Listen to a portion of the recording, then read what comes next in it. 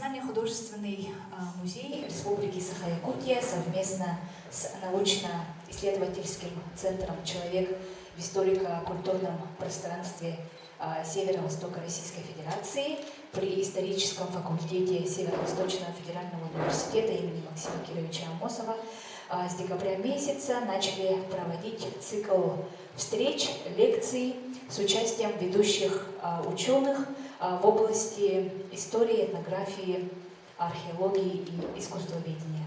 Сегодня у нас состоится 4-я лекция, тема «Шаманизм народов Якутии». И сейчас я, перед тем, как передать слово Анатолию Афанасьевичу, немножко расскажу про наш проект «Раритеты Якутии». Проект «Раритеты Якутии» начал реализоваться с 2011 года. По счету выставка «Раритеты Арктики» — это уже 7-я выставка в рамках проекта «Раритеты Якутии». И авторами проекта являются генеральный директор нашего музея Серега Габышева и замдиректора по науке Галина Гавриловна Неустроева. В этом проекте участвуют все специалисты, сотрудники Национального художественного музея, в том числе и реставраторы наши, и хранители, и научный отдел, и научно-просветительский отдел. Вот. Выставка «Раритеты Арктики» представляет декоративно-прикладное и народное искусство народов Арктики, и представлены из собрания музеев арктических улусов, всего представлено 5 улусов. Так, сейчас я представляю слово кандидату исторических наук, доценту, исследователю, профессору исторического факультета Северо-Восточного федерального университета Алексееву Анатолию Афанасьевичу. А еще я сегодня представляю Виталия Власова. Ну, мне кажется, вы все его знаете. Он является директором театра Алан Холл, поэт, импровизатор, музыкант.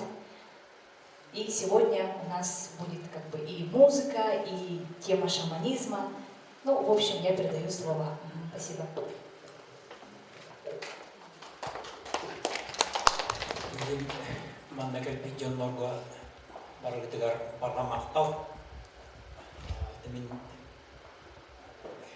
Спасибо, кто сегодня собрался, вернее, пришел в этот зал.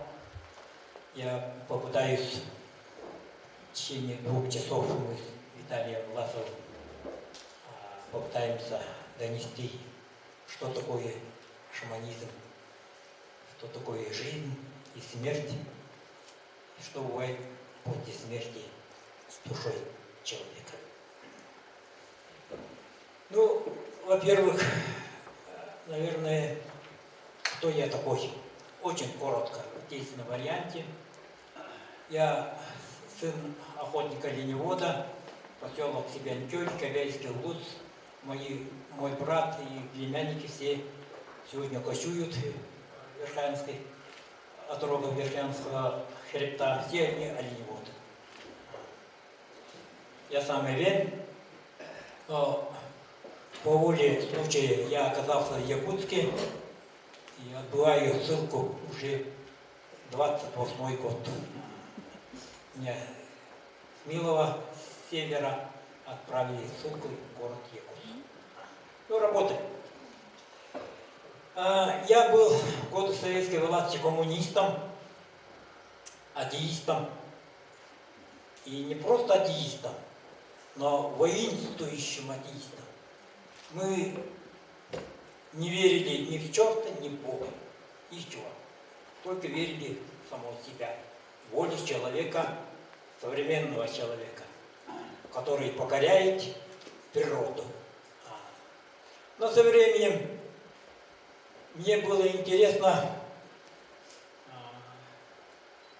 3 ноября 1924 году вышло постановление ЯЦИКа. И 30 декабря 1930 году постановление или указ Верховного Совета СССР об борьбе против шаманства. То есть коммунистической идеологии не нужна была, в общем, да, шаманизм и шаманы. И поэтому все шаманы были репрессированы. Только в центральных улусах, районах Республики Саха-Якутия было репрессировано более 200 шаманов. Список у наших ученых в Институте гуманитарных исследований все это есть. Мне было интересно, почему мы в советское время боролись с шаманизмом. Это часть религии коренных народов мира, коренных народов Сибири, в том числе коренных народов Якутии, народы Саха, Эвенков, Хавенов, Юкагиров, Чукчи и Долгар. Об атеистах в свое время написал очень хорошую мысль великий английский философ, монах, который жил на рубеже 15-16 столетий, Фрэнсис Бэкон. Атеизм – это как тонкий лед. Один человек может пройти, а целый народ провалится в бездну. То, что случилось у нас в Советском Союзе. Сейчас начали восстанавливать православие, и уже начиная с 90-х годов уже в Якутии появились настоящие шаманы. Мне, наверное, предначертано было судьбой, что я должен был встретиться сначала с Кульбертиновой Матрёной Петровной. Я после инфаркта в 1995 году, после больницы, я попал в оленеводческое стадо Енгру, Нерюнгринский район, чтобы подлечиться у таганки шаманки Кульбертиной Матрёны Петровны. Я об этом давал интервью в газетах, все это напечатано, в интернете все это есть. Вот. И она впервые в Якутии заменила мое больное инфарктное сердце на оленье сердце. Ну, некоторые подумают, конечно, что у бедного преподавателя крыша поехала. Я 15 лет скрывал об этом, потому что если 15 лет тому назад я бы рассказывал людям, что у меня оленье сердце, то сказали совсем это, с ума сошел. Именно Брахтарбут, Анатолий Брахтарбут, дядя такой. Ага. Таким образом, уже в 90-е годы в Якутии появились, не появились, а были настоящие шаманы. Это Кульбертинова Матрёна Петровна, ей было 107 лет. Ага. И Савей Васильев Семен Степанович. Мирское имя Семен, а духовное имя Савей. Савей умер ночь с 1 ноября 2013 года. И последние 5 лет я стал помощником шамана. И теперь я общаюсь еще с одной удаганкой, Сафроневой Анной Васильевной из Верхоянского улуса, и Федотом Семеном Петровичем иногда я ассистирую, то есть в Перекомлании я помогаю им как кудрусуту.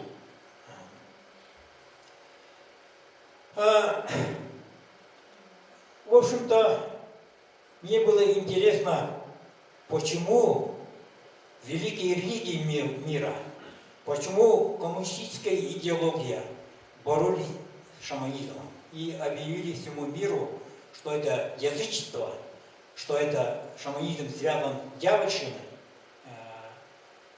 сатанизмом, и она должна быть искоренена из жизни коренных народов мира.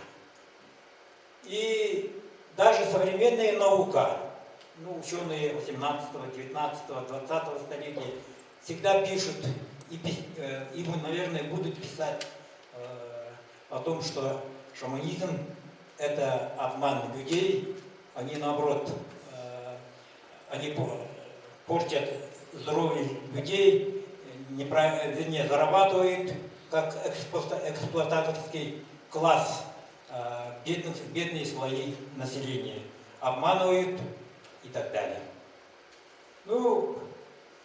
Я уже 24 года общаюсь с настоящими шаманами, собрал очень много первичного материала, и когда к Кульбертиной Матрёне Петровне в марте 1995 году я к ним приехал, подошел в палатку, зашел, и она спрашивает: ты почему пришел ко мне? А я, дурак, сказал: я хочу написать книгу о шаманизме. А она рассердилась на меня. Говорит: ты знаешь, Анатолий, сколько книг в мире написано о шаманизме? Миллионы книг. Все эти книги написаны неправильно, потому что они не знают, что такое шаманизм. И это будет очередная макулатура. Я удивился. И потом подумал: да, я действительно о шаманизме, оказывается, ничего не знал. И до сих пор я ничего не знаю. Я знаю очень мало, хотя и по сей день я общаюсь с настоящими шаманами. Вы, наверное, знаете великого греческого философа Сократа. После каждого урока он повторял одну и ту же мысль: тем больше я читаю, тем больше я узнаю, что я ничего не знаю. И действительно, оказывается, современные люди, тем более западные люди, даже если говорить по большому счету, даже современная наука, оказывается, очень мало знает, кто такой человек, откуда он, куда он идет, кто создал этот удивительный мир, кто такие шаманы. Ответ пока нет. Ответы только относительные. Вот только в конце 20-го столетия, в начале 21 века, наконец, материалистическая наука говорит о том, что об атомах Вселенной или об веществе Вселенной наука знает только 4,6%. Или, попросту говоря, наука, материалистическая наука оперирует только 5% истины. 95% материи Вселенной состоит из темной материи, из темной энергии. А что это такое? Наука, наша физика, астрономия, космология ничего не может объяснить. Это тайна за 7 печатей. Смотрите, как оказывается. А мы-то думаем, что мы все знаем об устройстве Вселенной, кто создал и так далее. И мне бы хотелось перевести следующие строки, которые в свое время написал Омар Хайям. Наши знания о мире, догадки и бред, все исчезнет, умрет и развеется след. Существует не то, что нам кажется сущим, ничего достоверного в сущности нет. Или реальность, которую мы столь часто принимаем за отправную точку, на самом деле имитационная реальность, что помимо нее есть некая основа, сама жизнь, которая действительно реальна. Смотрите, как пишут великие люди. И следующая строка еще. Красота и гармония природы, эволюция органического мира есть результат жестокой конкуренции и естественного отбора. Ключ к загадке, который представляет для человека красота и гармония органического мира, заключается в одном слове. Это очень парадоксально. В одном слове — смерть. Перед тем, как начать рассказывать о шаманизме, многие философы мира писали о сути жизни, о сути смерти. Если обобщить очень кратко,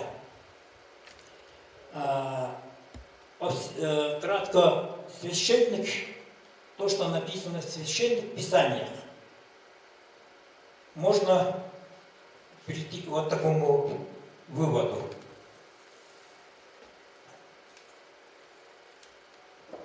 Поиск мудрости – самое важное в жизни человека.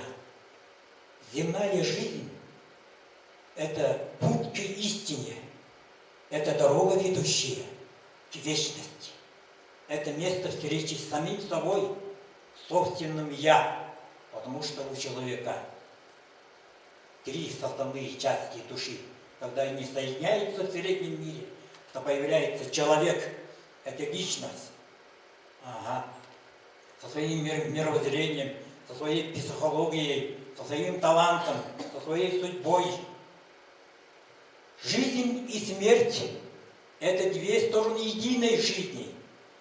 Со смертью жизнь не кончается. Смерть – это только начало. Еще парадоксальные мысли. И могила человека, и, попросту говоря, место захоронения человека – это самое совершенное место на земле. И с момента рождения человек всю жизнь обязан и должен готовиться к смерти. Это же парадоксально, да? Мы должны готовиться к смерти. А вы, наверное, может быть, кто-то не понял, почему мы должны готовиться к смерти. Ну, вы поймете, когда прочитаете все священные писания всех народов мира, Коран, так, Библию, китайскую книгу перемен, тибетскую книгу мертвых, египетскую книгу мертвых. В общем, я не буду перечислять дальше. Вы все это прочитаете. Какой след мы хотим оставить на земле? Добрый, светлый, глубокий след. Или плохой, неглубокий, незаметный, злой след. Это зависит от каждого человека. Если мы хотим оставить незаметный след, то ветер времени заметет песком времени, как будто ничего не было на этой бренной земле. У каждого своя судьба. Она написана сверху. Я сейчас верю уже в Бога, верю в духов и верю в шаманизм.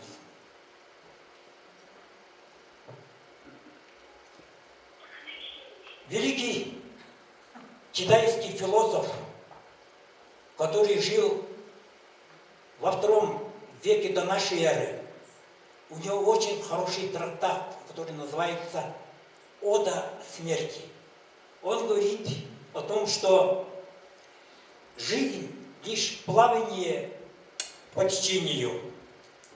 Смерть всего только отдых пути. Смотрите как. Ага. Или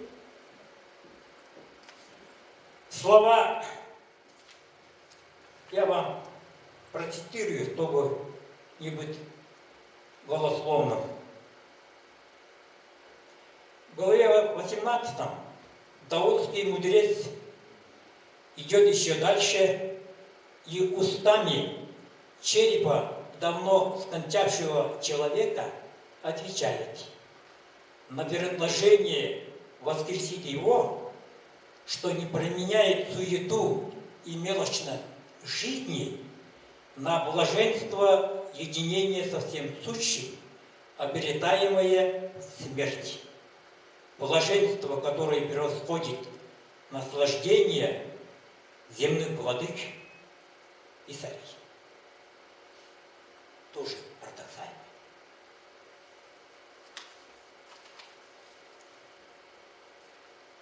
Таким образом, сегодня современный мир развивается совершенно по другим законам. Ну, один пример. Европа, западный мир. Люди уже почти не верят в христианство. Буквально 20-30 лет тому назад исламистов было 600 миллионов человек. А через 20-30 лет уже стало сегодня 1,5 миллиарда человек уже верят в ислам. Смотрите как. И у нас, может быть, сегодня очень много атеистов. Вот. И, в общем-то, смотрите, какая вера в них. Я думаю, через 50-100 лет в Европе, наверное, будет господствовать уже ислам. Все идет к этому. 4 жены, 10 наложниц рожают быстрыми темпами и завоевывают мирным путем всю Европу, всю западную цивилизацию. Так, ну, я много фотографировал в онлайне шаманов. У меня десятки тысяч снимков. Ага. И я понял очень многое. Оказывается, без веры любому человеку нельзя. Вера – это один из столпов жизни.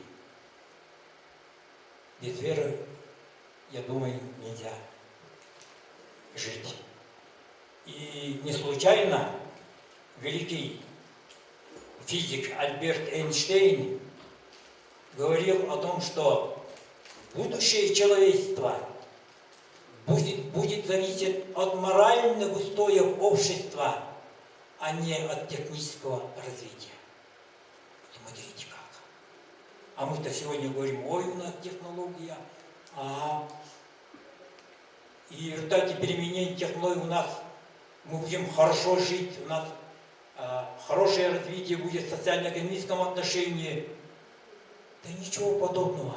Сегодня пишут великие умы человечества о том, что тысячелетняя Римская империя, она была разгромлена от бездуховности. Нужен дух. И вот я недавно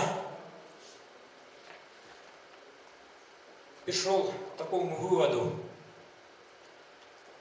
Вот книга «Масштабная гармония Вселенной». Ну, здесь у меня сидят мои коллеги, Александра Николаевна, семья Яковлев, это мои коллеги, вместе работаем. Сатанар здесь сидит, то же самое, космологией занимается. Это книга Сухоноса.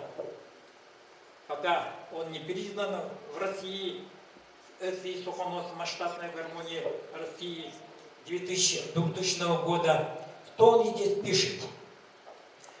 Что вверху, то и внизу, это еще одна из сюжетных линий книги, которая восходит еще к Гермесу Трисмегисту. Например, гипотеза Сухоноса состоит в том, о возникновении Вселенной. Именно Вселенная была создана по законам музыкальной гармонии. Оказывается, нам без музыки не обойтись. Музыка везде. Вся природа – это музыка. Любой цветок – все это музыка. Вот то, что я стучу, одновременно это музыка, это звук, одновременно это свет. Смотрите, как оказывается. Парадоксально. И в связи с этим вся Вселенная – это музыка. Да имеющий уши услышит эту музыку вселенскую, да имеющие глаза увидеть, имеющие очи увидеть эту музыку. Пожалуйста, сейчас. Поэтому сегодня в моей лекции участвует мой друг Виталий Власов. 40 лет тому назад написал один из хитов, которого эту песню поют все. Сегодня она «Медвряхпен дуаган долгутар». Кимденері үретейда, Виталий. Санабын өйді. Во, мин санабын өйді. Смотрите как, Именно хорошие песни, хорошие стихи. Природа будоражит наши умы, наши сердца и наши души. И мы счастливы в этом. Пожалуйста, сейчас Виталий Власов. Рок-музыка – это шаманская музыка. Потому что, когда шаманы делают камлание, это шаманская музыка человека. Вообще, человек начинает мечтает, захватывает человеческого духа. Вообще это удивительно. Пожалуйста. Шаманская рок-музыка. Андой Дуайлыда. Сотворение мира.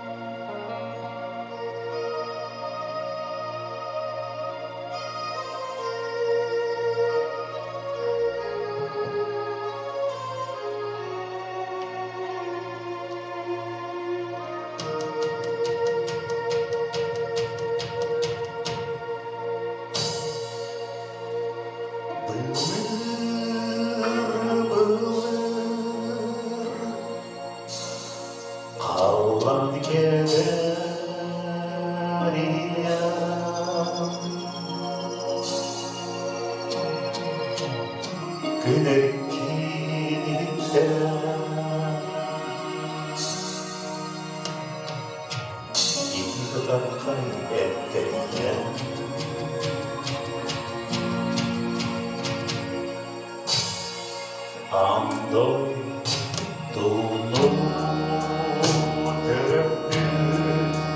сиртемную капель.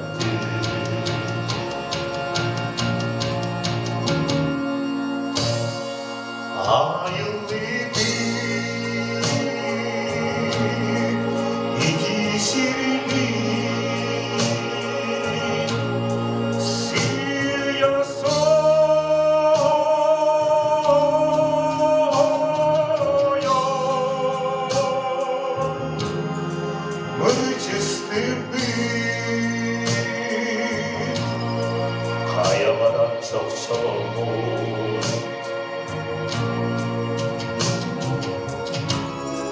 Taz kayaları olmuş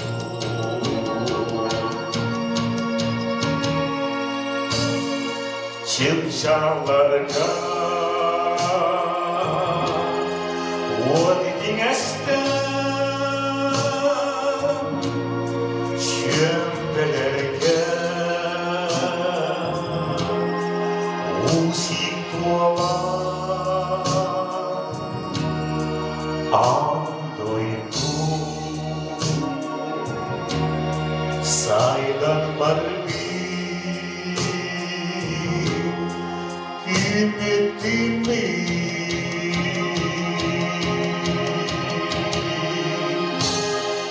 Kim uyarga Elde sus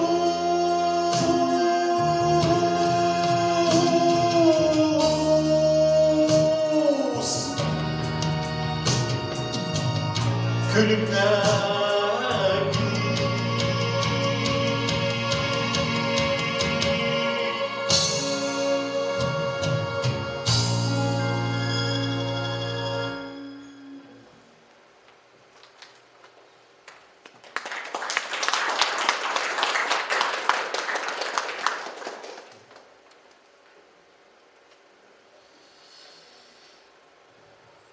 Doğunuyum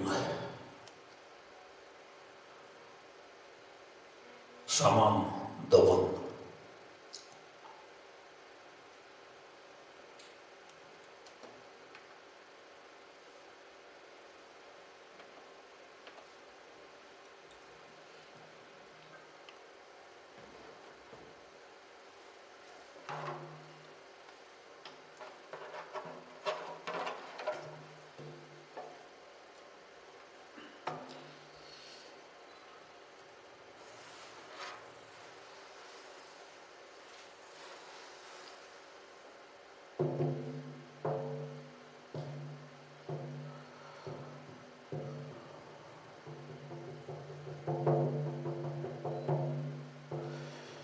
Endi bitten manaçlarım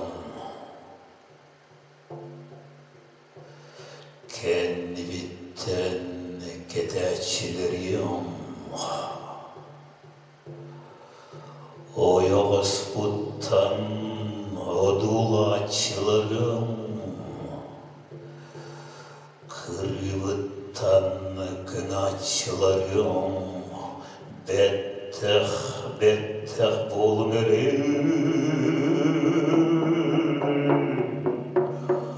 Boy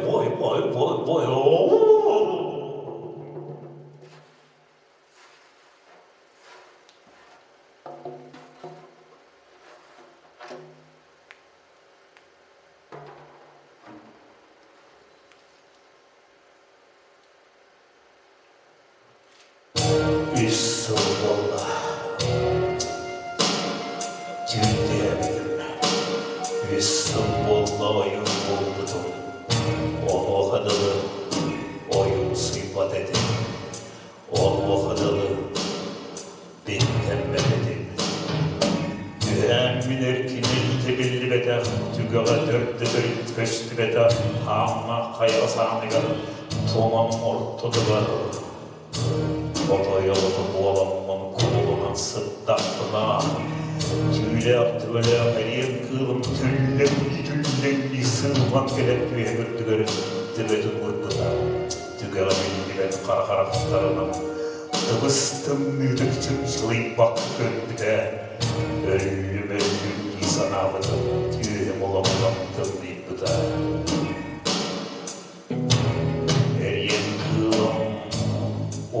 Tahtılanan eliyim keredikten sınav partalı On kurduk cıkkı salanda Oyunumuz gımlıda sıcan kalbıta Sınav metiyetiye bakılır avıta Sınav metiyetiye kaptı avıta Pompon fikiriyeleri bir pompon tüleyip alayıp üstüdür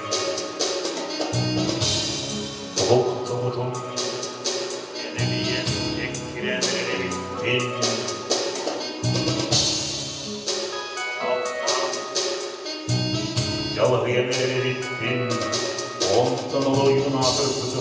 Янова ырыр оқудың бір Сталдер қайда хан қайды бар Адыр қандағы зартыға Күрістап садақалақтарды бұлы ұяғы Қанмағдалай тұттынан Қараны бұлат қарапынаған көрпет қарағын көрптерін көңілін одығыма төпті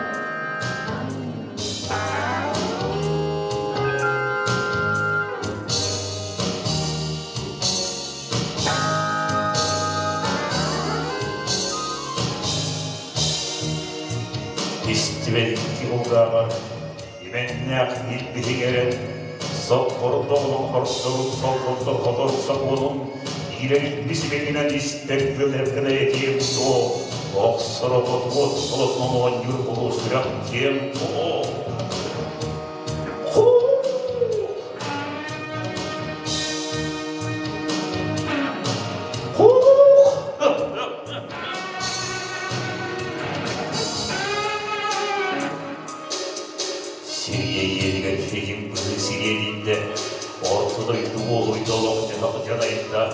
Çalıyda çaşayda çalak sıyırtına kelle Boy Akılya hargılar bağılır sakı solmumu bitbete Yüelen barın itörtten verdi yüler solumu bölbete Kim bari kanının tavada kim bari havalara giybete Boy Ötten bu ötten Öktülünme Alttan ruhvaltalarız, karı bisketili bit, oğulun bit, oğuldan oğuyu, kanlar yakıt bağayı kadın. Kara kapsı kanlıcayın kanlar ülkediger canım oğulun, sarahını meger oğudu üstün halkmanları meger emeğindin. İyimtenin gibi çocuktan basılan kanlı oğudu kaptırıp bakkandı. Karacaydılar kan ol bakkamar, bakadın. Gidenler isterik kişeye bakta. Örgüy tölünme oy külünülüme Yolda oğlak kelep yoğun sorgulup sar Sorda ondan yoğun sorgulup ağır Samlığa sargıla saharkada baksar Körör kara hırgın kömüz kuruk ellim Örgüy tölünme oy külünülüme Örgüy tölünme dönülüme ülkekin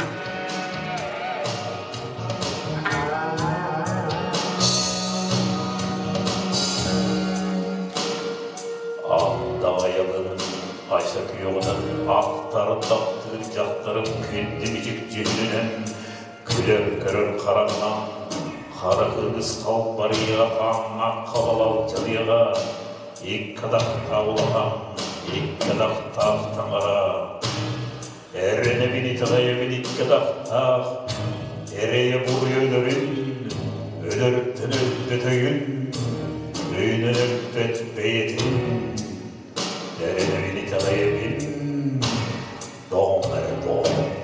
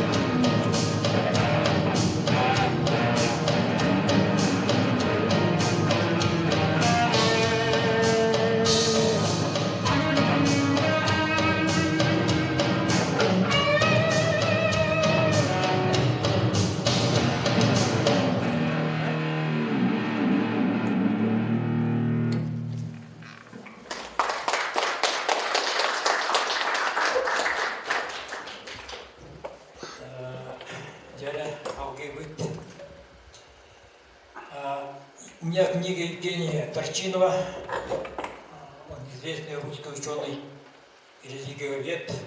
Эта книга выпущена в Санкт-Петербурге. «Религия мира. Опыт запредельного». Здесь он пишет следующее.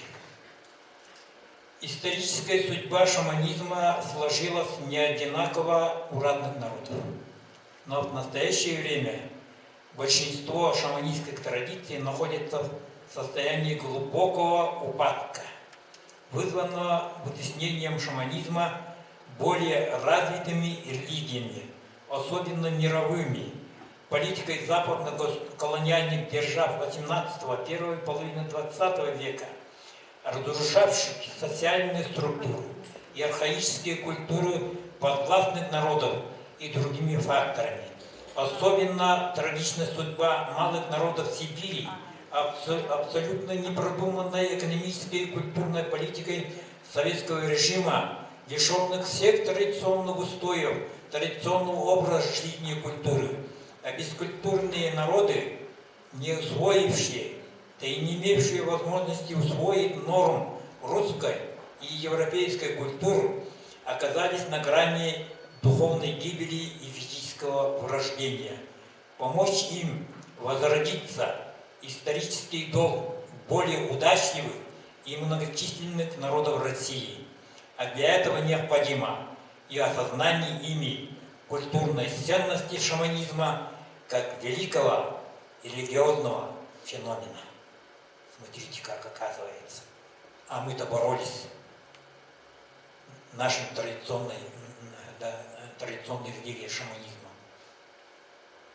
А нам надо сегодня возродиться шаманизм.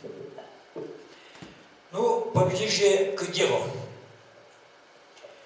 Так, обряды камлания можно условно разделить на 3 группы. Ну, первая группа связана с заботой о здоровье сородичей. Это обряды камлания лечения, отражающие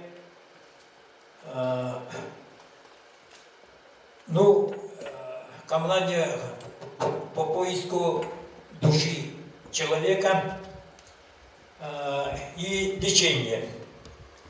Вторая группа – это забота о материальном благополучии рода, семьи, рода и народа. И третья группа – защита сородичей от воздействия злых сил. Или, другими словами, можно говорить, есть шаманы 7-го неба, шаманы 9-го неба, шаманы 12-го неба и верхнего мира, и нижнего мира. Деление у тунгусских шаманов на черных и белых шаманов – это условно. Такое деление есть у тюркоязычных народов, в том числе и у народа Саха. Это белые шаманы, они жрецы, они камлани не делают, они только занимаются благословением, алгасчита. Вот разница между черным шаманом и белым шаманом. Многие думают, что черные шаманы – это плохие шаманы, которые творят только зло. А это не так. И черный шаман может лечить человека. То есть шаман 7-го ранга или статуса, его духовная сила, энергия охраняет род, родовую территорию, здоровье рода. И этот род ведет к будущему. Таким образом, он охраняет весь род. Он проводит сквозь время и пространство, отведенное данному шаману.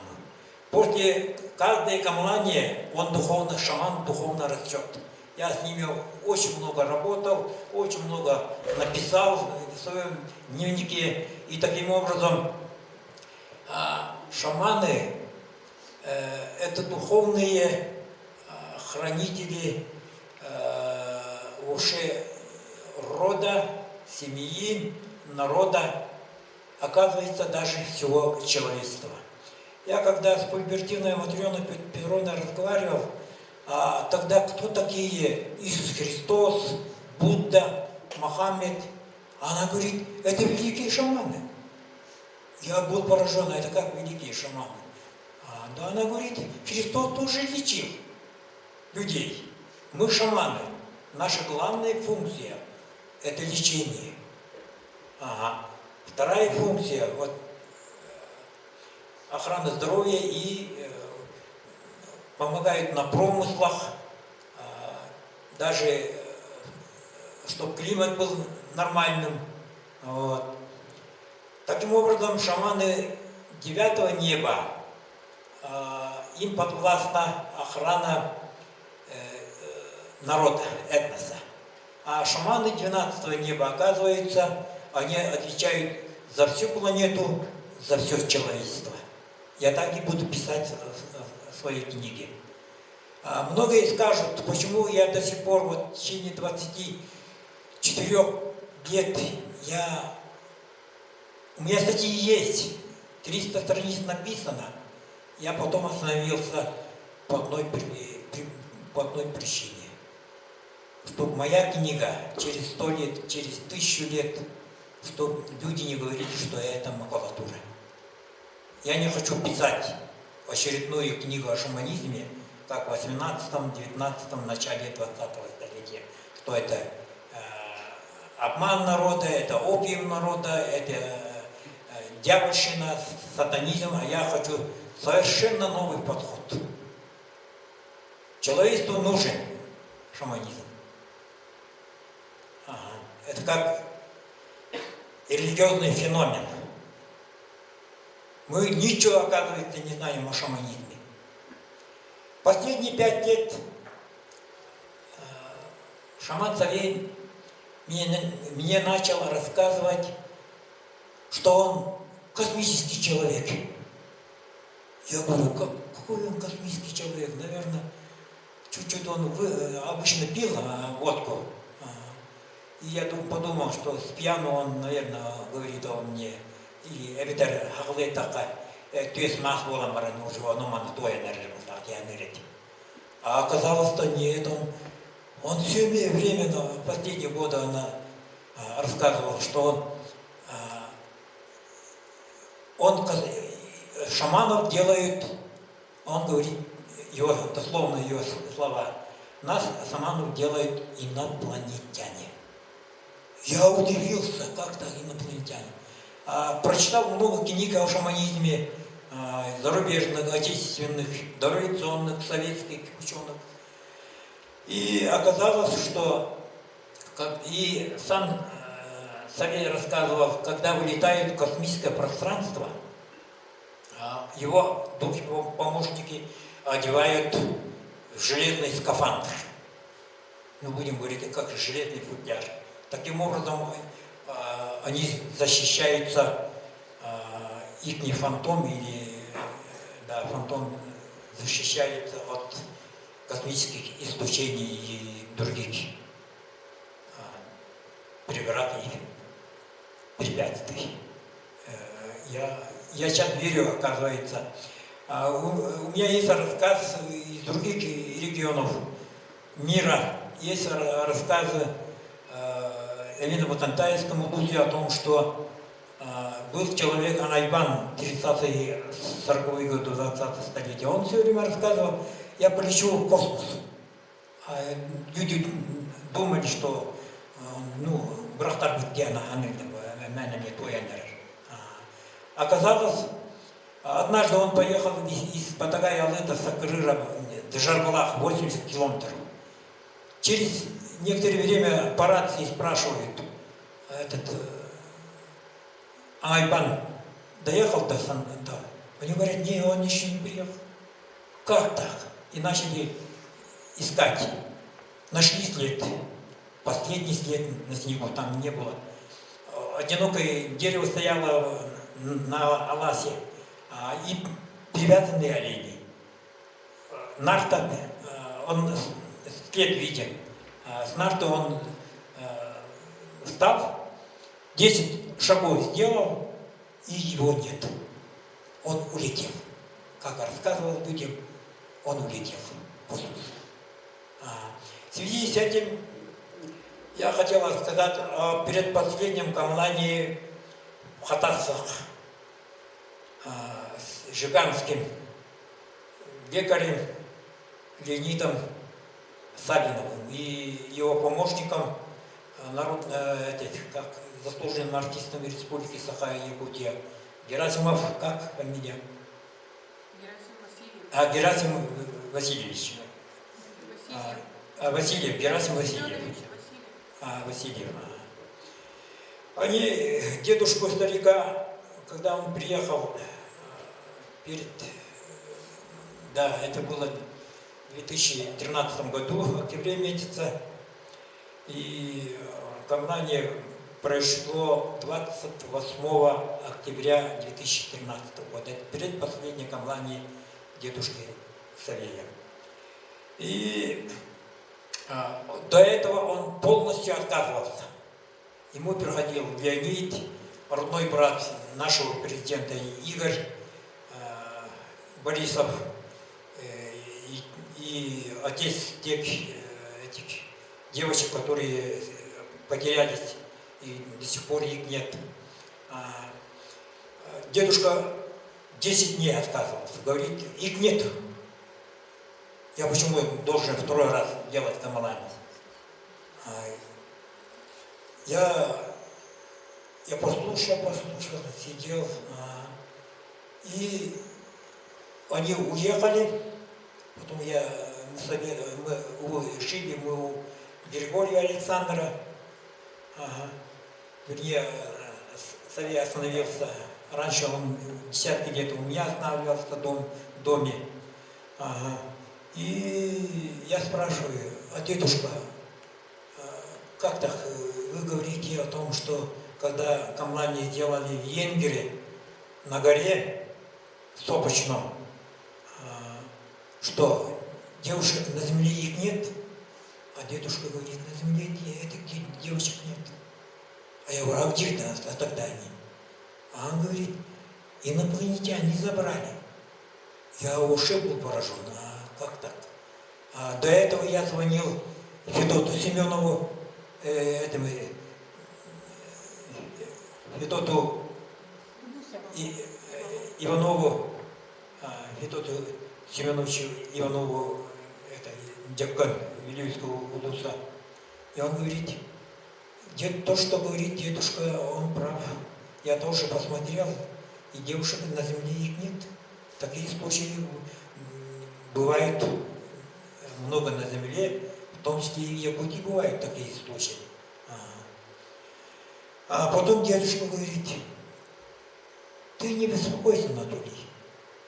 Я свою одну помощницу, духа, у нее 13 молодых девушек-помощников, говорит, одну я отправил ту планету, где находятся девочки.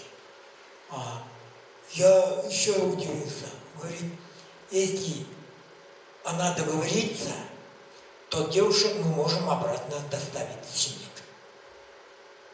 Я говорю, ничего себе. С Александром начал реплику. Это же будет мировая сенсация. Живых через несколько лет вернуть живыми в Синск. И я говорю Александру, я, наверное, дедушку буду агитировать, надо пойти вечером сыграть надо. Это же, ну как так? И это помощь родителям будет, это мировая сенсация будет, ну как так? И начал дедушку просить, уговаривать. Потом к обеду вернулись они за нашим ответом, что скажет дедушка. А дедушка говорит, ну ладно, Анатолий, давай последний раз сыграем тогда. И я говорю, никого других не должно быть, матери, отца тоже не должно быть. Ты и помощники, Леонид и я говорю. И дедушка будет, я буду как помощник по суд, и будет ее дочка, Юлия. Все, только нас будет 5 человек. Подготовьте место, и мы приедем. А он говорит, 12 часов ночи надо их сыграть. А я говорю, дедушка больной, ну как так? 12 ночи, ему и надо спать. Давайте в 9 часов вечера. Вы подходите, мы на машине. Он говорит, давайте, у нас машина есть. А я говорю, у нас у дедушки своя машина. 9 часов подъехали, мы поехали в Хатас.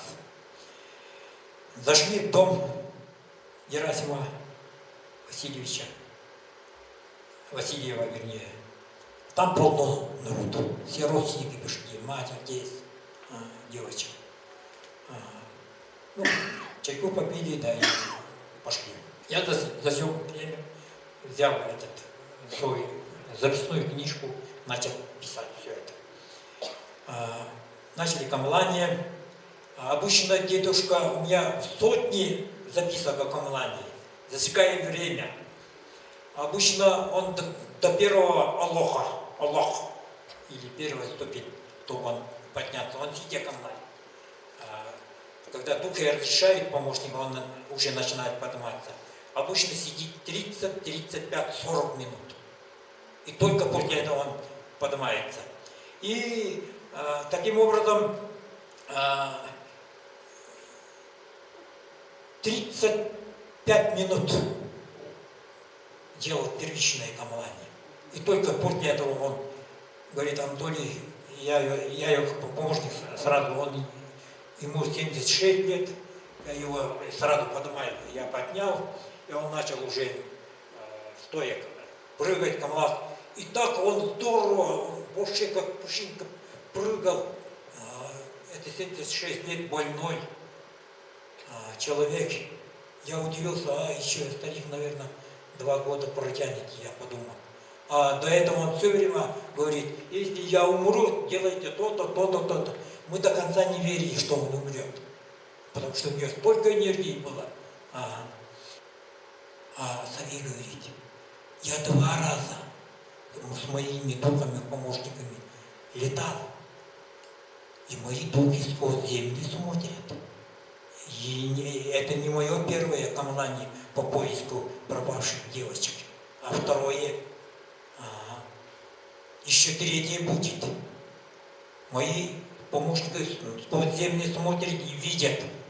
Если бы они там находились бы, они бы мне бы сообщили. А их нет в Синске. Поэтому я полетел по реке Синя наверх. Воду посмотрел полностью, до Лены дошел. Там в воде девочек нет. Я полетел, может быть, на машине увезли куда-то в сторону Вилюйска. Я дошел до Вилюйского тракта и до города Якутска, все посмотрел. С правой, с левой стороны. Духи мои докладывают, девочек здесь нет, здесь нет, здесь нет. Дошел до Якутска, Якутск пролетел полностью. И дошел, переехал в Хатас. Девочек нет. Как я вам говорил, отцу говорить, отцу этой девочки, я вам камлани делал Енгрь. И там говорил, девочек на земле нет, их взяли инопланетяне. Сколько могу я повторять? А современный человек-то не верит. Уже, если так подытожить, в мировой философии есть 2 подхода к знанию. Первый – научный, рациональный подход. Весь западный мир так живет. Но и на Западе есть элементы иррациональности. Есть восточный подход. Там преобладает иррациональный подход. Но и на Востоке есть элементы науки. А иррациональность связана. Вот мой друг, философ сидит, я забыл имя. Алексей из Яблонска. Иррациональный подход связан с сверхъестественностью. А наука-то, она ограничена во времени и пространстве. Она не может научно доказать, потому что нет инструментария. Мы не можем опытным путем доказать, что есть Ичи, что есть Абагэ, что есть боги. А западный человек это не понимает. Ему очень трудно понимать. И даже современному человеку Якутии это трудно понимать. То, что я рассказываю, что у меня сердце оленя, и уже 24 года езжу экспедиции, рыбачу, на охоту, бегаю. Вы скажете, как так? Я бы давно умер. Вот 25 декабря у меня исполнится только 70 лет. И человек вообще не контролирует свою дату рождения и дату смерти. Это судьбой написано наверху. И у вас каждого своя судьба, своя дорога к вечности. Об этом мне шаману много рассказали. И я верю уже.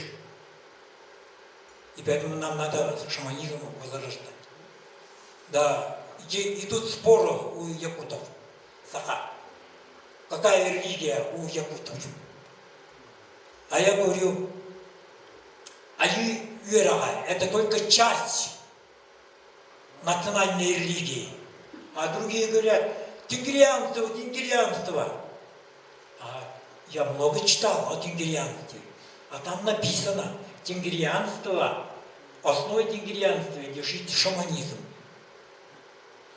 Я сейчас до сих пор не идут спорить, какая религия у якутов. Вот так-то, ребята, оказывается. И во-вторых, до стюардесса объявляет, через 20 минут самолет приземлится в аэропорту Хитроу. Садитесь, уважаемые пассажиры, пристегните перевесные ремни. А тут Октябрина говорит, вот, по-русски, дедушка, наши дети без взрослых остались в Енгерях. Как у них там вода, еда и дрова есть ли? А дедушка говорит, давай-ка я слетаю. Это через 20 минут мы Хитроу должны в Лондон садиться, а дедушка обратно собирается. Я сразу засек время. Я с дедушкой 18 лет вместе жил, пил, спал, ездил, рыбачил, охотился. И 200 с лишним камалани лечения сделал. Я во всем участвовал. У меня такой опыт. Это первичный. То, что поэтому не случайно говорят, 100 раз лучше 1 раз увидеть, чем 100 раз услышать. И вот, засекая время, дедушка отключился. Физическое тело сидит, его астральное тело или фантом вылетел. И через 3 минуты он оживает и говорит по-русски, ох, ты не беспокойся, меня духи. Дверь открыли, и я дом сверху все посмотрел, все нормально. Печка топится, тепло, все чисто. Еда есть, вода есть, дрова есть. Да еще обратном пути меня духи, я иду духов своих попросил, и говорит, мои олени стадом показали, это было в конце мая, там, говорит, мои оленята нормально пасут. Вот смотри, 16-18 тысяч километров за 3 минуты. Поэтому не улетает. Он мне говорил о том, что он вылетает, он может вылететь, как наше солнце становится точкой. И дальше говорит, я хочу улететь, говорит, чтобы узнать. А он говорит, нет, духи меня не пускают. Они говорят, мы заблудимся и обратно не вернемся. Вот. То есть, правильно пишут в книгах, шаманы могут делать и добро, и зло. Но об этом я не буду рассказывать. Это секрет. Так. Кто такая? Королева, да? Это моя Наташа Королева. Мы встретились в Уфе у знаменитого путешественника кого? Молдашева, да, Эрнеста Рифкатовича. Он оперировал своего сына глаза. Молдашев Эрнест, мы с ним 5 научных экспедиций сделали. 4 на территории Якутии и 1 Мурманская область. Мы искали летающие тарелки вермахта и нашли. Это в Мурманской области. Об этом я давал интервью в Якутии. Все это об этом в интернете все есть. И о шаманизме я давал интервью. Ага. Ну, мы с Авеем, я сам лично участвовал, когда помощница Октябрина отошла в иной мир. Последние 5 лет я был помощником. Мы заменили 5 людям сердце в окрестностях города Якутска. И это очень интересный обряд был. У меня здесь, у меня всего 12 фотовыставок было. Вот она.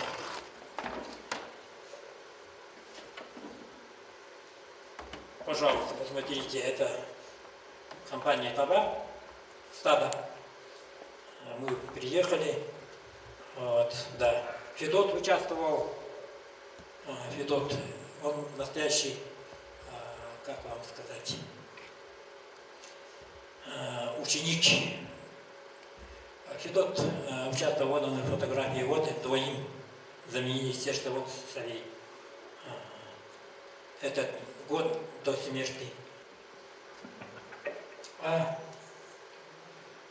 Вот тут минутовый память.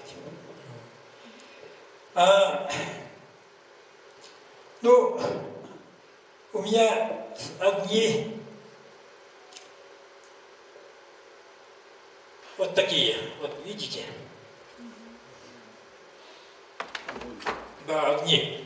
Это шаманский духовный огонь. Дети до 5 лет иногда видят. Они говорят: ой, мама, смотри, смотри, огни. Вот, смотрите как. И думают, вот в начале 2000 года из Нижнего Новгорода переезжал один очень богатый бизнесмен. Ну, фамилии не буду назвать. И просит дедушку: дедушка, меня, пожалуйста, научи шаманизму. Я хочу стать шаманом. А дедушка слушает, а он говорит: я буду очень стараться, я способный, я миллиардер. Хочешь, как научишь меня, сколько дней или месяц, я буду терпеть.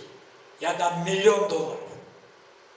Дедушка слушал и говорит: дорогой, я тебе даже 10 лет буду, или даже 100 лет буду учить, даже 1000 лет буду учить, ты не будешь шаманом. А он говорит: как? Как я не буду шаманом? Он не понимал, и западный человек сегодня не понимает, что шаман – это избранник духов. И космос – это пришельцы, инопланетяне. Эти духи, эти для человека рассекают. И таким образом, говорит Савей, они после этого не соединяют все эти части тела и заполняют наши кровеносные сосуды космической кровью инопланетян. Вот мы становимся, говорит, шаманы. Таким образом, шаманы – это парадоксальные люди. Просто так не становятся шаманами. Чтобы стать шаманом, тоже нужна космическая музыка. Пожалуйста, Виталий. Oyun ayana, путь шамана или полет в иной мир.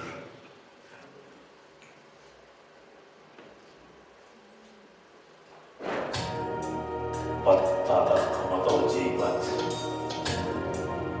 tebilede keybel cibet, Tardilada kacal kıl cibat, Oksulada kadol kul cibat, Toy bor yurda sen tekiriler, Eriyen kıl kisbeler, Keybel cibet petit Sibirye'de, Şamıyan külüm bu Allah. Ağdaydıktan aktanar külüm bu Allah. İyi doyduğundan derehir külüm bu Allah. Tuğbanan doyduğundan aksar külüm bu Allah. İlikten ketenlerim, iyilikten arttırıyorum, boyosundan kurulandırıyorum. Harus koloklar kanlamayaklar, sette bulaşlar, sikeyde yuttular etberge kalklar. Kanlarda melekleri, bettah bolu ere, erbek erçinlerdirin, bürek bıçınlardirin, baktak sarınlardirin, darda, buraydirin, bettah bolu ere, orta karaf tahtların, ortak mustakların, Uranlıklar sırayakların, ulu beylerlerin, cebette bunu vere.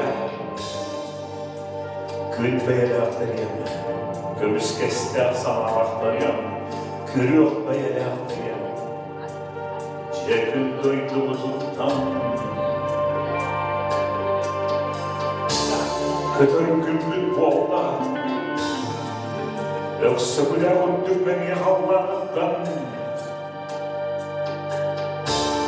Yöbülen para güllük boğla. Sabul hallan sorduğu cüratır. Sukkuldur belehir. Suratlar ayağa. Cuhuyar kurtamar. Cuvakalar belehir. Doyaram, doyar günüm boğalı. Kılıçtan oynuyorsan, sivil tiranında, ciğer gibi sirkesiz sırtlarında, kıkalayında, kendi sığarıdan, duvar koyduk ötekörde, indi gibi oğarıdan, İyanımızın evde öplerinde, köstülerin ötüğüne, bile uğurda dili oğuk kötülerin, burada gören duaya durda ötekörde, günü yurduğa bana kallan, sirke sonunda, saatler sürüyor, oyundığım geçiyor.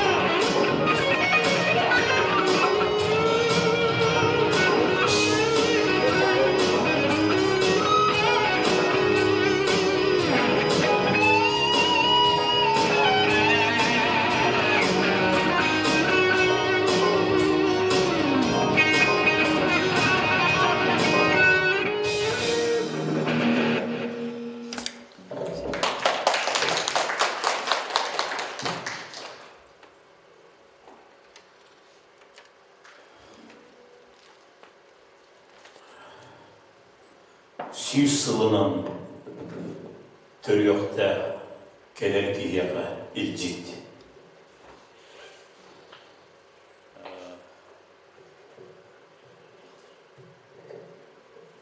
Намерение через 100 лет.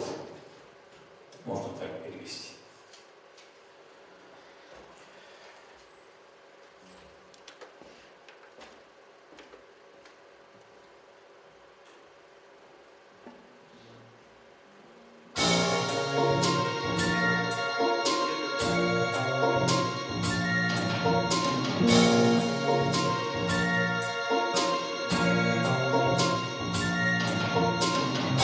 Сүйіс сылынан түріоқта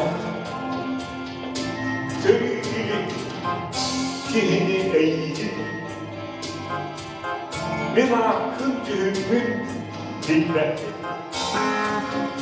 Мен ақын түйімін білмәді. Арай мен мақтанып әйеқі. Сүйіс сылын мені де болған.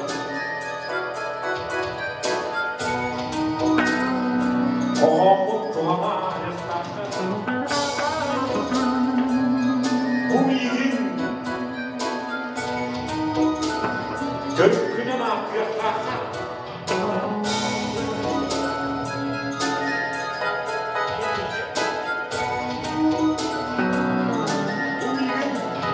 Түркінен ақияқтағы.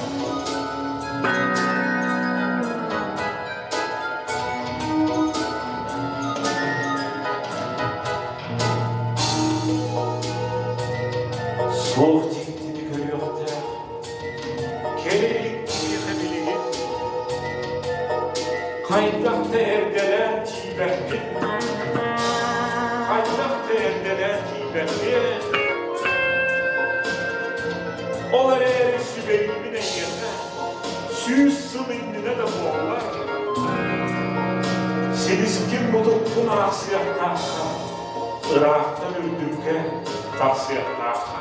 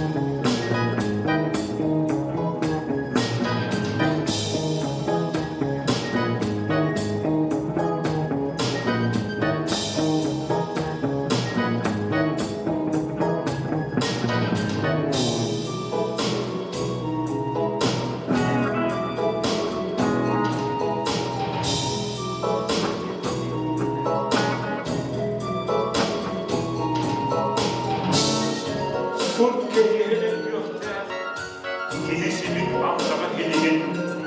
Білінгі жонларға ейбәтпен. Білінгі жонларға ейбәтпен. Ол ең бағардың әйеқі, сүйіс сылыңнен болар. Кейді санағын сағыз таққа, түн күндан ұтылдың ағыз таққа.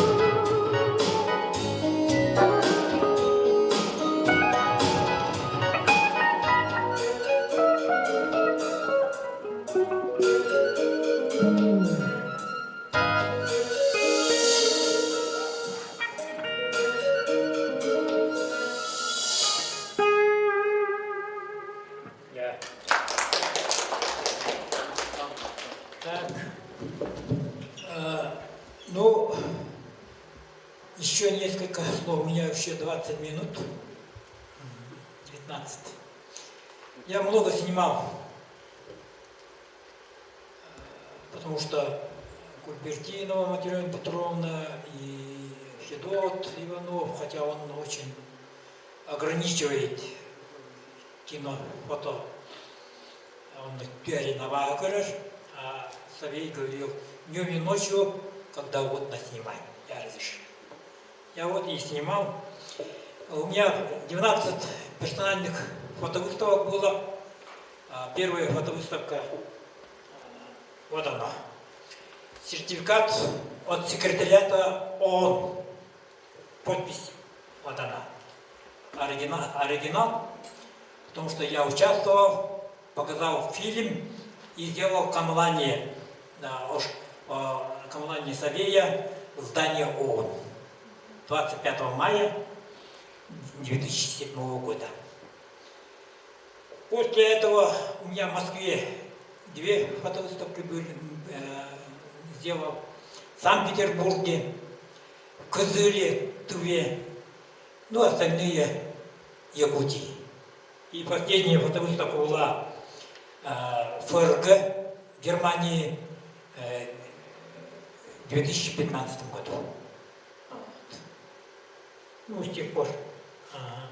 О шуманизме читал лекции и в Москве, и в Ленинграде, и в Кызыле, в Якутске.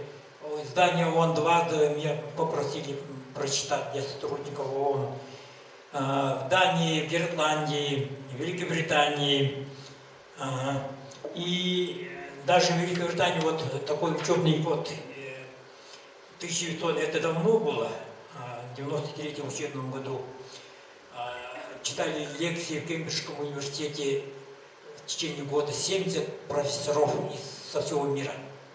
И каждый студент делает рейтинг после каждой лекции. И моя лекция, итоги 92-93 учебного года, я занял первое место. Вот дали сертификат. Так, я много фотографировал. Фотография называется «Кто вы, шаманы? Магия шаманского дня». Из 2 частей. Природа Якутии. Называется «Земля шаманов». И вторая часть «Кто вы, шаманы?». Вот несколько фотографий. Глаза земли.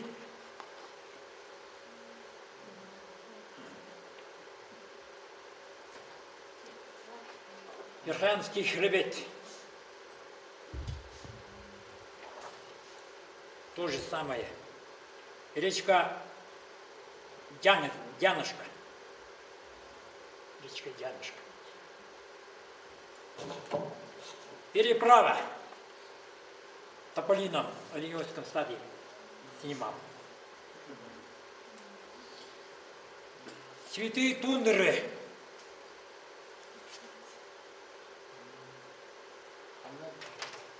Булум-Улугар. Булунский улус. Мы едем на рыбалку в низовье Лены. Там как раз горная тундра. 25 июня. Это называется мытник Адамса. Это очень красивые цветы. Маннахибаккене кыраджам кыргыттарга бахты белахтайт. Цветы тундры. Тоже красиво, да? Булунги. Да. Булунги. Булунги. Хибакке хме во ковер. И я снимаю горы. Это Мусхая, Аттыгарбатхая. Мы поднимались директором Мусхая Егором Макаровым на Мусхая. Я старичок, но могу еще двинуть. Так. Озера. Это где кочует мой брат, мой родной брат Иван Алексеев. Вот, они здесь Он недалеко отсюда место весной, осенью, в октябре, 22 дня ждал этот, 22 дня ждал вертолет задание. У него пошла гангрена. Он табаға атағынан иістен баран қаяға мәнігдел олы фауынлар атағынан ачыдан кәспеттер табақтары. Он тута гангрена болан билерендер. 22 дня, только на 22 день из Батагая я был вынужден обратиться к генеральному директору, это, как называется, полярной авиалинии. Он все организовал. И чтобы не погибнуть от гангрены, в течение 5 дней 5 своих пальцев без никакого анестезии, Хағабы ағынан Марганцов қала ағырайы. 5 тарбағын бартым өтеді дүйнен бартым. Бейті операция ғамды. Тоқтаны туға оқ. Олақ өнірікті көл жат жер. Но мне-то надо жить, говорю. Мен брақпын, родной брақпын. Биге түрегі брақпын. Таба өт. Хүйірбекке қонды ұстата алтыға ғамды ғыпыта. Атыға олманды ең қалды деді. Бата гинджан бюабтар. Вот так и живут они не вот. Ну, до утра расскажем, я не закончу тему о шаманизме. Если вопросы есть, пожалуйста. Следующая лекция когда будет? О, меня учиталым Галлабо. Никита Ильич. Доктор исторических наук. Только не тюнгусский, а близкий шаман. Он близкий. Близкий шаман – это другое понятие. Да. Но моему лучшему ученику я решил преподнести. Обычно он лекции читает и так домой идет, чтобы хозяйка с чем-нибудь подошел. Ага. История Верховлийского Луса. О, В этом году знали. Если бы я здесь находился до сих пор, да, в интригах, условиях интриги большого вашего престольного города, не то, что я ничего не накатал бы, не то, что там не защитил бы докторское, помер бы давно и никакой книги. Ну, я написал так. Моему лучшему ученику Анатолию Афанасию Алексееву, великому защитнику, хотел написать тунгусского народа, но написал малочисленных народов, профессора. Позвольте вручить мою скромную награду в отнюдь не мужской праздник. Огромное спасибо.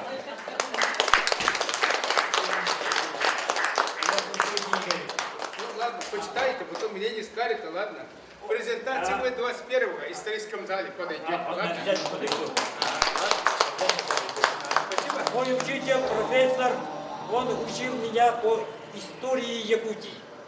Агарин история это. И, наверное, основа археологии. Да, и основа археологии. Но тогда был моложе, более интересный. Появились очень много коммерческих шаманов в кавычках. Это коммерческие шаманы, которые думали, что Савей заработал очень много денег. Да, ему предлагали $миллионы. А он отказывался. Да, он за Сочи, да, ему глава подарил двухкомнатную квартиру в Нерве, да. За Сочи он сам просил, да, ему дали. Зимние Олимпийские игры попросили, из Москвы переехали большие люди. Глава Шеркуль Александр Николаевич, они поехали туда, в Венгру, сказали, могли бы по рации сказать, я бы там камлани сделал бы, и никаких расходов денег. Ага. И вечер начали играть. Там из Москвы 3 были, это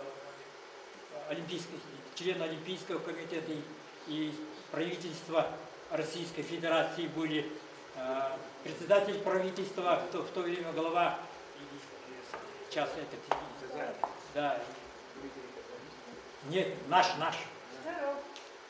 Не Штыров был председатель правительства. Современный глава у нас, блин, глава, вот республика глава-то. Борисов был. И председатель председатель Ильтюмен Жирков Александр Николаевич. Вот они были. Вот они попросили. Он час с лишним сыграл, отдохнул и говорит: все, через 4 дня будет голосование, в этом голосовании Сочи выиграет 2 голосами. И выиграл. За это он попросил, и его спрашивает глава Борисов: что тебе надо? Мы можем выполнить. Он говорит: мне избушку можете поставить, деревянные енгры, я уже старик, не могу кочевать. А этот Савелий говорит: да, я согласен, давайте его сделать. Борисов дал задание генеральному директору Петрову в то время, Якут угля, он тоже присутствовал.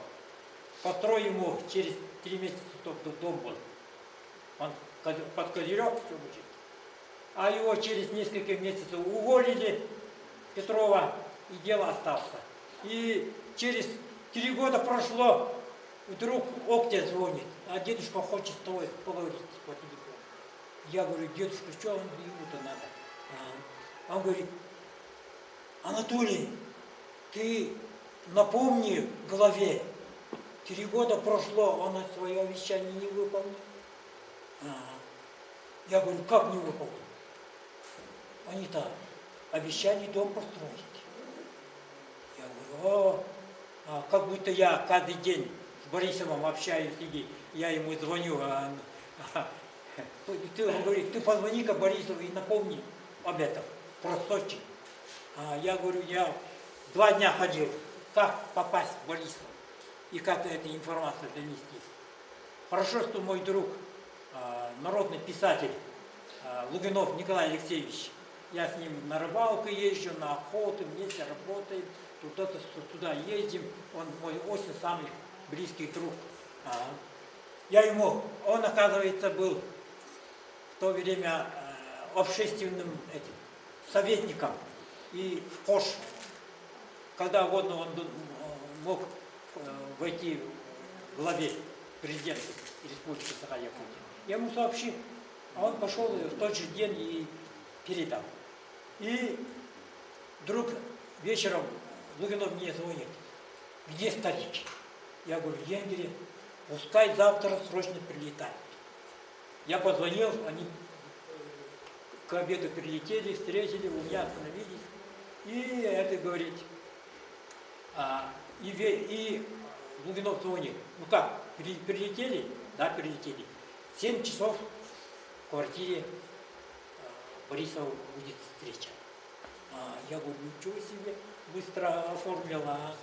Я с радостью сообщил, что вечером мы едем, к нам будет машина, мы едем к президенту. Поехали. И подходим, а там оказалось, президента нет. И там несколько вахтеров, милиционеров сидят, оказывается, охраняют. Ну, официальное лицо, видимо, я-то не знал раньше, охраняют, не охраняют, оказывается, охраняют. И говорят: дом пустой, мы никого не пускаем, не имеем права пускать, и сказали. Тут Лугинов подходит, он позвонил, нас не пускают. Глава, слышно по телефону: моих людей пустить в дом, а у них как закурить. И нас пустили. И спрашивает дедушка, когда они переехали, и говорит: ну как?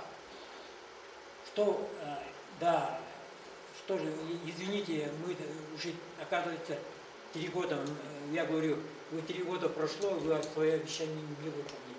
Вы должны были дом построить, а Петров-то уволенный. Я говорю: совсем упаси. Вам что надо?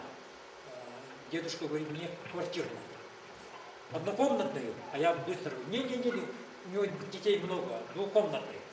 Где, Якутске или Енгере? А дедушка говорит: нет, я Якутске не буду жить, я в Енгере. И говорит: все, я записал, мы вам дадим. И через 3 месяца ему подарили квартиру. Да, и этой квартире он ночь 31 по 1 ноября 13 года отошел в иной мир. Но он живой. Это мы думаем, у нас только физическое тело погибает, душа-то, дух-то остается. И когда шамана хоронят, никогда, это в научных книгах написано, даже якутские ученые, который изучал шаманизм, Алексеев Николай Алексеевич, у него есть работа о шаманизме якутов. Он там пишет.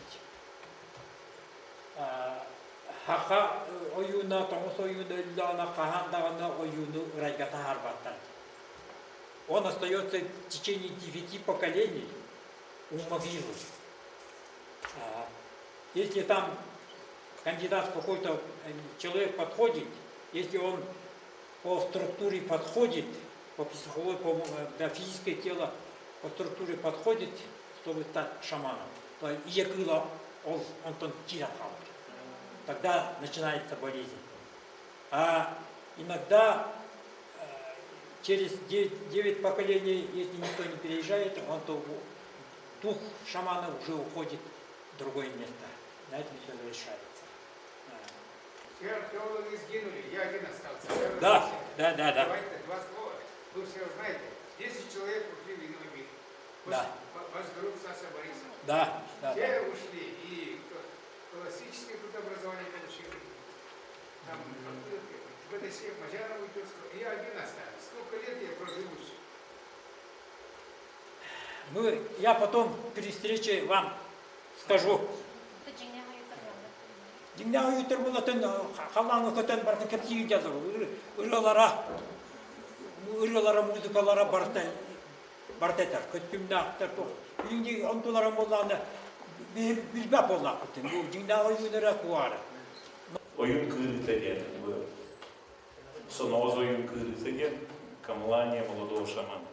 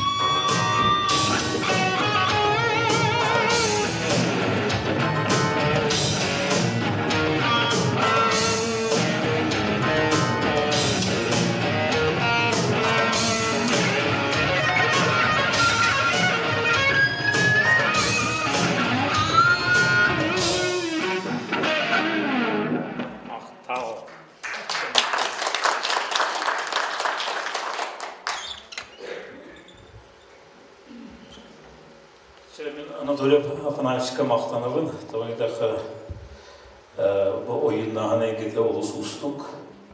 Оны кене егін бұл рок музыкан ойына егетігер айынялардақын демен күтіндірағын дейбіті. Онда бұл сыйға болбадақ, искусство ойынан ұлдан тоян көмелергер сөпсөйін дейбіті. Онын күтін бүгін күтіндім. Бүгін өте көрім күдік, мен үдді олған аппаратура қалды кейбін. Бүгін бұлдағына манна кірдікті ғадейбіттірі. Оны әйеқі қанан әмі, бұл анығы кейі, бұлырғы ойын, дұрғауынды болуын, музыкатын, манлық болуын өптен кірдігі мәйдетті бұлдағына олата мен етейін. Анатолий Афанасьевичке ойын әйгедігер үлілігер мен етейлері бағарығын. Келемді тәғелестіққа Кехер дәң кеттік. Бүкен құяғы бетеби баран аңы бүйескен. Бұл жорнай дұраттан олыстар бүйескен. Атын галактикалар бағылар ден. Кехаймақ сыйа солынан баран евліктен. Ойыннағын әйгеті бар болуқтақ ден. Хоғыру Кореяға сүйінен түгінші ойын докумоннақ. Бәйдері бұл астырағалақтылары өйів ден. Әдейтін бардың әңәрімін.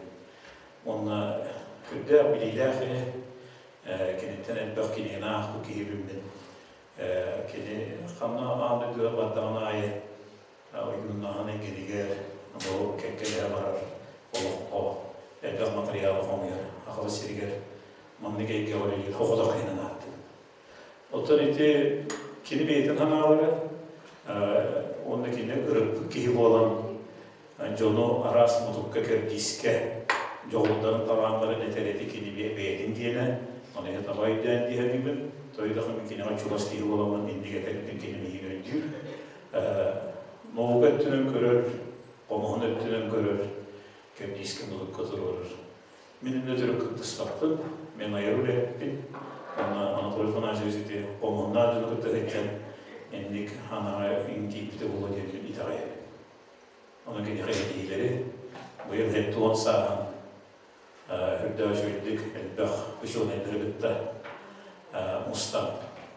Ömür bu tekini, anladım biyinini, Huriyatçılar, Lugino biyini kıttığındaran, onu da tüyöpmeyin. Anla, canım erken ortada maqtıdan. Duruğuyana, oğuniyana var. Maqsat. Ya, elbicen var. Onda tuvaretler var, olmuşlar var. Barga maqtal. Onda bilgin Höpköy'de okutken erenebin. Nadı bollağına oyunlar, mifologiyaların magiyanı, mistikanı, mifologiyanı elbaqı siyaqmıdır. Bu andaydı hadi özkə bütün tuğunan elbaqı onunla oyunlar hayda kötülörünün barıdın əmiyə kəp siyaqmıdır. Anı bilgim etimi olsay, balığından ettim bari oğa. Oyunların tematı oğlu halatından hal. Onu kaydaktı bilir bak. Onda kini huriyar ben ja hağalıyorum. Onu halı hite buha kata ilik binden toktap butum. Потому что şu iki makalatura olmadığı neyin. Onlar ulu şemsügüller canlar horak kinigeni otutçası huriyarlar. Onda Ağı onları kartta, onlara tiyen baran, öyderen tutan baranlar, ulu произведениyaның huriyarlar. Men bari o hette önümere onlar.